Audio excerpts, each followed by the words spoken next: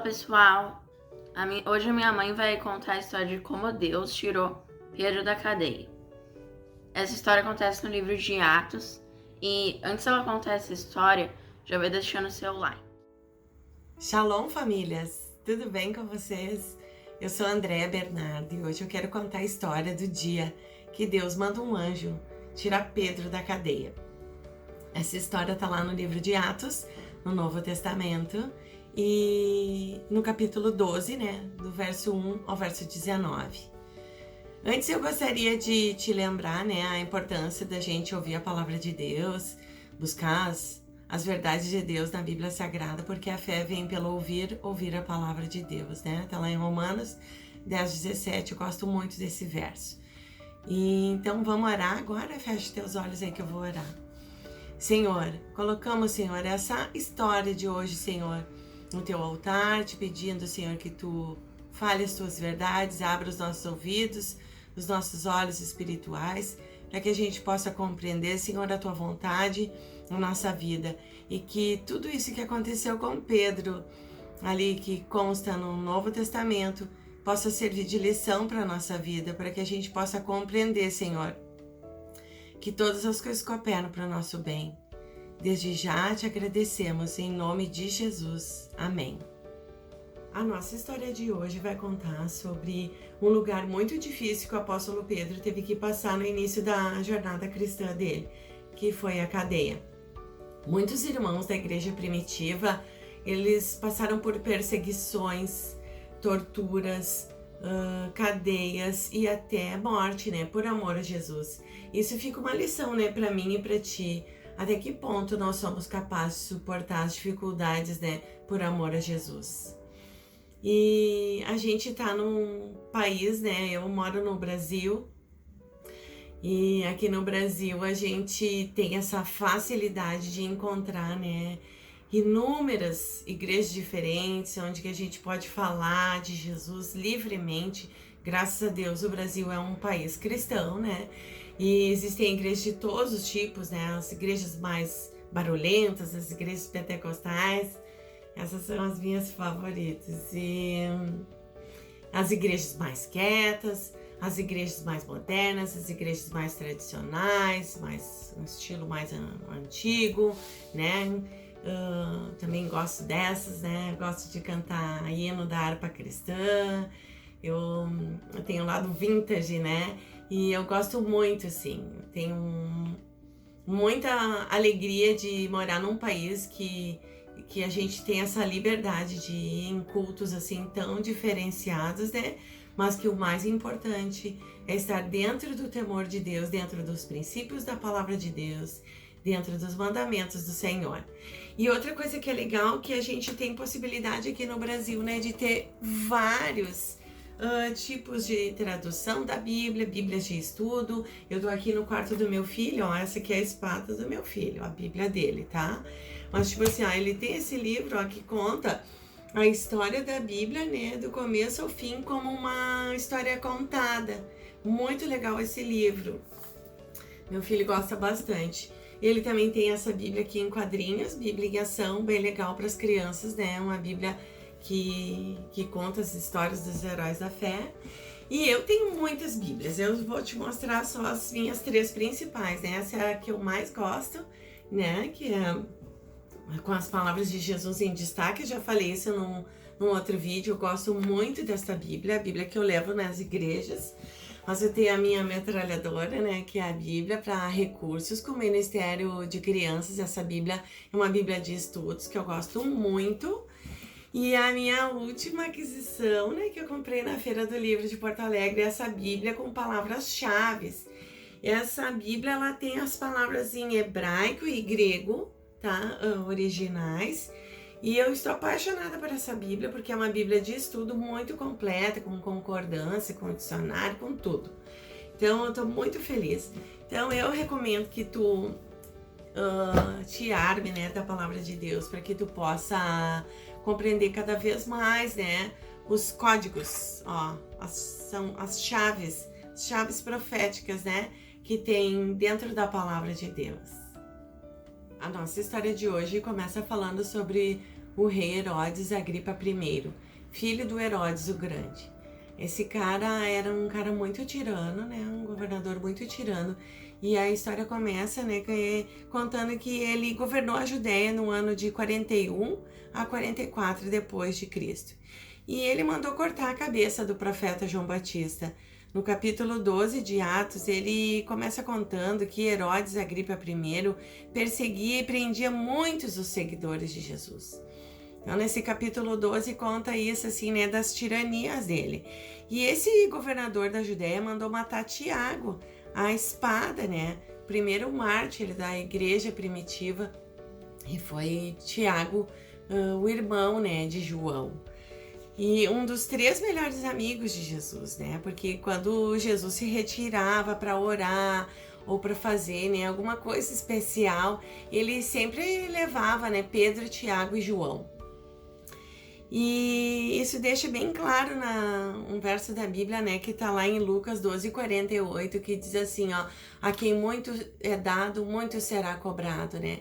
Esses homens que participaram de coisas muito especiais com Deus também pagaram um alto preço, né, dessa revelação e desse participar, né, das coisas tão especiais do Senhor, né? E isso aconteceu com Tiago, irmão de João. Deus, muitas vezes, ele testa, né, a fidelidade do nosso amor por ele. E isso aconteceu com o Tiago, né? E Tiago passou no teste. Então, quando o rei Herodes Agripa I viu que mandar matar Tiago agradou o povo judeu, ele teve uma ideia, né? Uma ideia de prender o apóstolo Pedro e matar depois da festa da Páscoa, né? A festa que eles chamam de Pesach, né? Que é a festa da Páscoa, que o povo de Deus comemorava, né, a libertação do cativeiro do Egito, né? Essa festa normalmente é comemorada no 15º dia do mês de Nissan, né? Que equivale, assim, às vezes muda de um ano para o outro, mas equivale mais ou menos, assim, ao mês de abril. E nessa festa, o povo de Israel, né, eles faziam pães ázimos, né, que eram pães sem fermento, né. O fermento tinha um simbolismo para o povo de Israel, né, que fermento simbolizava, assim, a corrupção, a maldade, a malícia, o pecado, né, todas as coisas ruins, assim. Então eles comiam esse pão sem o fermento, né, sem essa contaminação do pecado. Mas eles faziam tudo isso, assim, como uma maneira religiosa, né, um ritual. Eu gosto muito desse termo religioso, porque a palavra religião significa religar-se a Deus, né? Não é uma palavra feia, é uma palavra bonita. Mas, assim, eles faziam um ritual, uma coisa assim, sem envolver os pensamentos, sem envolver o coração, né? Não tinha um coração limpo. Então, eles acabavam fazendo uma coisa mecânica, né? Sem ter um discernimento espiritual desse momento, né?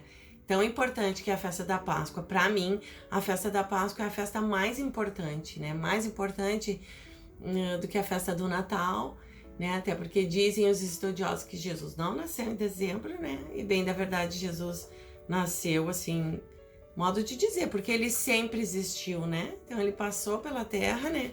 Mas para mim a festa mais importante é a festa da Páscoa, que foi quando ele morreu e ressuscitou por mim e por ti, pelo nosso pecado. Então Pedro estava lá no cárcere, né? E a palavra de Deus disse que tinham 16 homens fazendo escolta dele.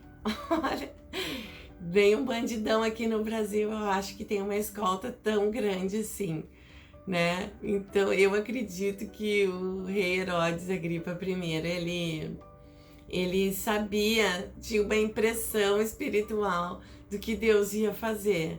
Mas aqueles 16 homens não iam adiantar para nada, né? A palavra de Deus conta que eram 4 escoltas com 4 soldados cada uma. Imagina, era bastante gente, né? Para poder fazer a segurança de um homem só. E aí no verso 5 é bem interessante, né? Que conta que a igreja orava incessantemente pelo apóstolo Pedro. Mas uma coisa que eu acho bem interessante, que ao invés dele estar lá dentro da cadeia fazendo orações também, você sabe o que ele estava fazendo? Ele estava dormindo. A palavra diz que ele dormia entre dois soldados acorrentados, né? Acorrentado com algemas, assim. E eu fico imaginando ele deitado, assim, encostado num soldado ou no outro, né? E isso é muito interessante, porque ele estava dormindo, né? Depois, no próximo vídeo, eu vou falar sobre a prisão de Paulo e Silas, e eles tiveram uma atitude muito diferente do apóstolo Pedro, né? Numa situação igual, eles tiveram um outro tipo de ação. Acho que uma ação mais adequada, né? Muitas vezes, claro que Deus dá a direção para cada um, né? Mas muitas vezes, nas situações difíceis, não tem o que fazer, é melhor dormir mesmo. Mas o ideal nas situações difíceis, eu creio que para mim e para ti, é estar buscando a direção de Deus. As cadeias são lugares muito ruins, né? Lugares de escuridão espiritual, lugares pesados. E uma pessoa, quando ela vai para a cadeia, não é por bom motivo que ela vai parar lá, né? Mas as cadeias também são lugares onde que Deus para uma pessoa, né? Para ela ter a chance de ouvir a voz de Deus, né? Aqui no Brasil é muito interessante porque as igrejas fazem um trabalho evangelístico forte dentro das cadeias, né? Eu sei muito bem assim que a Igreja Universal, a Igreja Assembleia de Deus, né, fazem um trabalho de evangelismo e libertação dentro das cadeias. Então isso é bem interessante porque aquelas pessoas que estão lá às vezes sem nenhuma saída, né, sem nenhuma luz espiritual, Deus dá um jeito de fazer a luz dele chegar até nos lugares mais escuros da sociedade. Então, no verso 7 acontece uma coisa muito interessante. A palavra diz que sobreveio, né? Que veio assim sobre aquele lugar, né? Um anjo para dar instruções para Pedro. E esse anjo, ele encostou no lado de Pedro, né? E eu acredito assim que foi assim no lado de Pedro, né? Nas costelas de Pedro, de repente, e ele iluminou, né? A palavra diz que uma grande luz iluminou aquele local. Então o anjo chegou com aquela luz, né? Trazendo uma iluminação para aquele lugar. E aí, depois que ele despertou Pedro, ele deu 4, né? Ele deu 4 orientações para Pedro. Vamos lá aprender as orientações? A primeira orientação, ele disse, levanta-te depressa, né? Quando o anjo falou essa frase, aconteceu uma coisa muito interessante, que as algemas arrebentaram, caíram das mãos de Pedro, né? Dos pulsos de Pedro.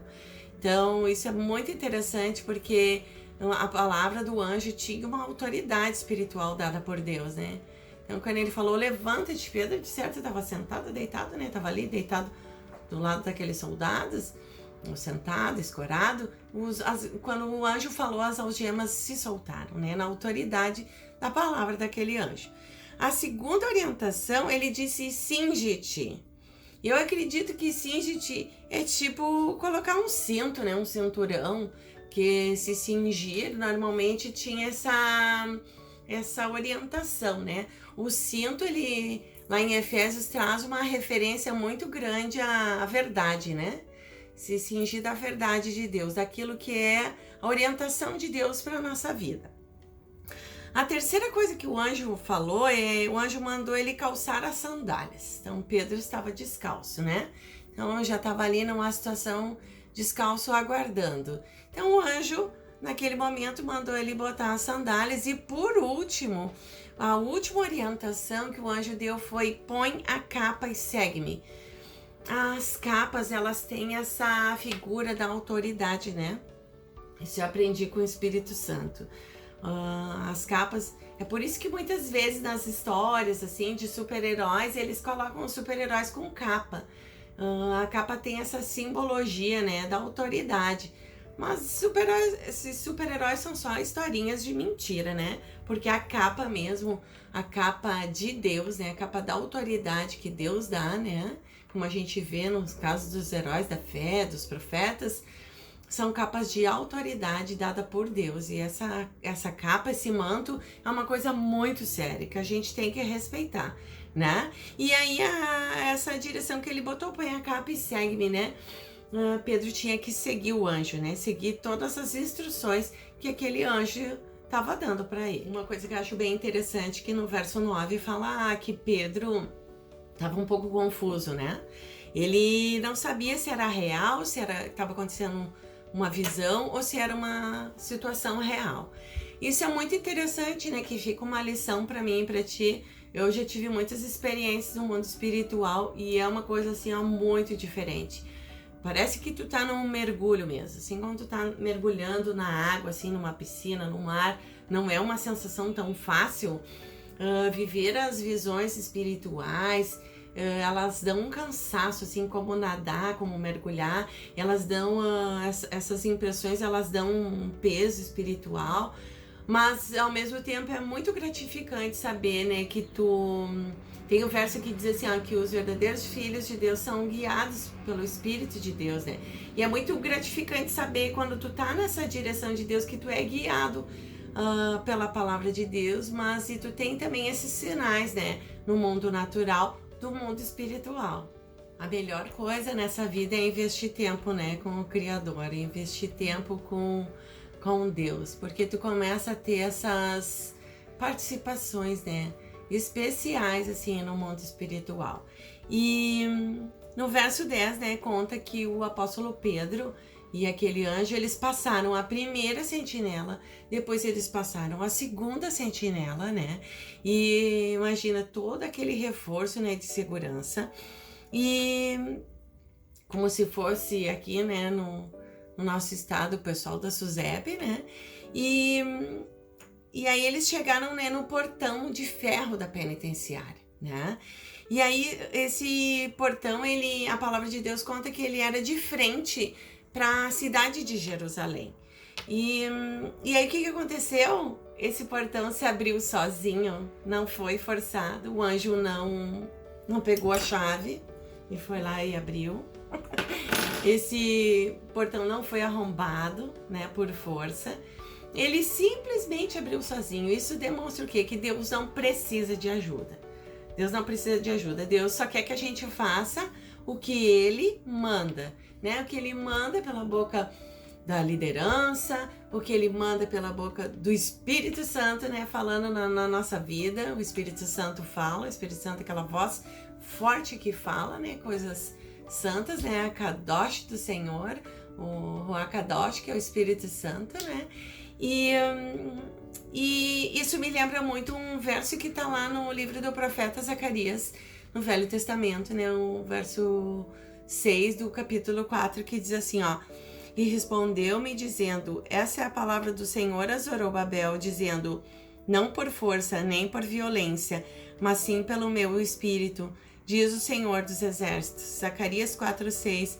Esse portão de ferro, né? O ferro, eu acho que tem esse simbolismo, né? De força, né? Então, esse lugar fechado, que era essa penitenciária, esse lugar de portão de ferro, foi aberto pelo Espírito Santo de Deus, pelo poder de Deus. E não foi por força, nem por violência nenhuma. É bem interessante, né? Que nesse mesmo verso 10... fala que os dois, o anjo e o apóstolo Pedro, eles enveredaram para uma rua, né? E aí, nesse momento, o anjo se apartou dele, né? E aí, fala que aí que o apóstolo Pedro se deu conta que tudo era real. Então, ele tava meio assim, né? Confuso, meio aéreo, sei lá, o que tava passando na cabeça dele. Mas nesse momento aí, quando eles entraram nessa rua, ele se deu conta de que tudo era real. Então, ele percebeu, né, que Deus estava dando um grande livramento, né, daqueles planos de morte, né, do rei Herodes, aquele homem mau, e também, né, do povo judeu, né, porque o povo judeu, as massas, às vezes, elas são estranhas, né, porque no momento elas estão falando Hosana, Hosana, para Jesus, né, e depois elas estão lá, crucificam, né? Então é muito interessante às vezes a gente prestar atenção, né? Realmente ter os olhos, assim, o foco na direção de Deus, né? E daquelas pessoas que Deus coloca assim como o pai espiritual sobre a nossa vida, né? Eu tenho um pai espiritual e eu presto muita atenção no que ele diz, né, para mim. E ele nunca erra, porque ele busca a direção de Deus, né? E é muito interessante tu também ter um pai espiritual, ter uma pessoa que te dê uma direção, que tu vai perceber uma coisa, que as direções que o Espírito Santo dá através da vida dessa pessoa, o Espírito Santo já falou no teu coração antes. Deus confirma as coisas no coração da gente, né? E aí o que aconteceu? Né? O nosso Pedrão aí, tio Pedro, ele pegou e teve a ideia de ir para casa da Maria, né? Maria era uma mulher muito especial. Essa Maria que eu tô falando, né? É a Maria, mãe de João Marcos. Ela era uma serva do Senhor que adorava fazer reuniões na casa dela, né? Eu imagino assim que a casa dela era muito parecida com a casa da minha mãe, porque a minha mãe gosta de fazer reunião de oração na casa dela, de receber as pessoas, de ajudar as pessoas, não importa a situação, né? E gosta de receber as pessoas com boas comidas, com música, com alegria. E eu acredito que Maria era assim. Maria era uma pessoa assim bem envolvida com o reino de Deus, né? Em ajudar os missionários, ajudar os apóstolos, ajudar aqueles que trabalhavam no reino. E o próprio filho dela, João Marcos, né?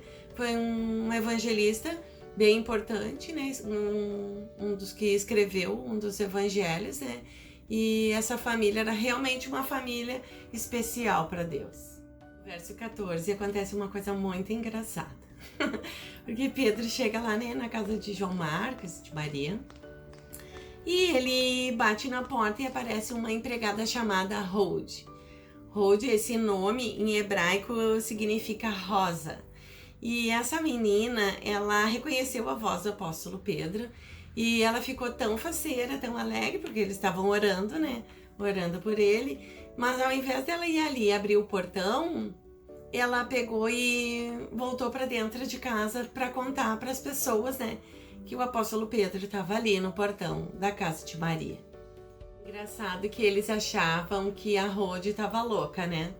Tá bem assim na Bíblia, né? Então eles acharam que não pode ser. Engraçado isso, né? Às vezes a gente ora tanto tempo para um pedido de oração que às vezes quando ele acontece a gente nem acredita, né? Isso também acontece nos dias de hoje. E eles começaram a achar que era o anjo de Pedro. Eles tinham fé numa coisa mais diferente, né? Era mais fácil para eles acreditar que era o anjo de Pedro que estava ali do que o próprio Pedro. E enquanto isso, o apóstolo Pedro estava lá no portão, esperando lá, mofando, coitadinho, esperando a hora de entrar na casa, né? E aí, então, ele chamava, né? A palavra diz que ele chamava. E uma coisa que eu acho muito engraçado, que a cadeia, Deus abriu a cadeia. Mas a casa de Maria, Deus não abriu. Ele esperou eles que estavam lá na casa de Maria, eles lá abrirem o portão, né? Imagina mesmo o anjo, o próprio Deus, né? No poder dele, poderiam ter aberto aquele portão, né? Sem precisar que Rode abrisse o portão. Mas Deus não quis assim. Isso deixa claro uma coisa, né? Para mim e para ti, que Deus faz o impossível. O possível quem faz é a gente, né? Deus não move 1 centímetro do que é para eu e tu fazermos, né? Agora, o que é impossível, realmente, é só Deus para fazer. Verso 16 conta que eles ficaram atônitos, né? Eles ficaram muito perplexos. E eu imagino que eles começaram a fazer bastante barulho, né? Bastante barulho, gritaria, porque no verso 17 conta que Pedro pede silêncio para eles, né? Fico imaginando Pedro fazendo né? E aí Pedro começa a contar tudo que tinha acontecido, né? Imagina os 16 guardas, a abertura da primeira sentinela, da segunda sentinela, as orientações do anjo, as algemas saindo sozinhas, os portões sendo abertos, né? E tudo isso ele contou com riqueza de detalhes, né? Para aqueles irmãos na casa de Maria. Depois de Pedro ter contado toda aquela história, né? Para aqueles irmãos, fortalecendo a fé deles, né? Nesse Deus tão poderoso, né? O grande El Shaddai, capaz de fazer todas as coisas que ele quer. Pedro mandou eles contarem tudo para Tiago, né? um outro Tiago, não o Tiago que tinha sido morto pelo rei Herodes. Ele mandou contar tudo para Tiago, o irmão de Jesus, né? O filho de José e Maria. E também contar para os outros irmãos, né? Os outros irmãos e líderes da igreja primitiva, porque essas histórias, uma vez eu escutei assim, ó, que a gente pode contar muitas histórias para as pessoas, né? Histórias de fé, da Bíblia e tudo, isso fortalece a nossa fé e a fé delas. Mas uma das coisas que mais fortalece a fé das pessoas são as nossas experiências que a gente pode passar, né? Eu gosto de contar muitas minhas experiências de fé para o meu filho, né? Porque isso faz ele aprender, né? Como o nosso Deus é poderoso, milagroso e capaz de fazer qualquer coisa, né? E eu aprendi muitas histórias com o meu pai, né? Quando eu era criança, histórias incríveis. Um dia eu vou contar aqui no YouTube muitas histórias assim, ó, chocantes de ressurreição, de cura de cego, de paralítico, experiências incríveis que aconteceram, né, no ministério do meu pai, né? E foi muito interessante. Um dia eu vou contar para vocês. Mas e aí conta, né? A palavra de Deus conta, né? Que o rei Herodes, quando ele ficou sabendo da fuga do apóstolo Pedro, ele ficou furioso. Eu fico imaginando a fúria, né, desse cara. E esses reis, normalmente, né, eles não gostavam de ser contrariados, ser desafiado, né? Mas ele foi desafiado por Deus, né? Foi Deus que desafiou o rei Herodes. E quando Deus desafia, não tem homem nenhum, né, que pode enfrentar o Deus eterno, né? E aí ele mandou, né? Ele mandou buscas, mandou guardas, né? Em buscas do apóstolo Pedro. Mas a palavra diz bem claro que Deus escondeu o apóstolo Pedro de ser achado por aquelas escoltas. E é isso, pessoal. A nossa história termina aqui. E eu espero que tenha edificado a tua vida, né? Porque a minha vida, essa história edifica muito. Todo o livro de Atos, eu acredito que o livro de Atos é um livro muito profético, né? Que conta tudo que a primeira igreja passou. E eu acredito que vai acontecer tudo isso também com a igreja, né? Dos últimos tempos, a igreja do fim também. E essas histórias, elas servem para edificar, fortalecer, né? Nos dá força, nos dá coragem, nos dá unção, né? Para suportar todas as dificuldades, né? Porque à medida que vai se passando o tempo, né, da volta de Jesus, o inimigo tenta se levantar, né? Mas Deus levanta a igreja com muito mais autoridade, poder e unção, né? Se tu gostou desse vídeo, deixa teu like, compartilha, comenta. Se quiser contar alguma coisa, né, fala aí e nos comentários.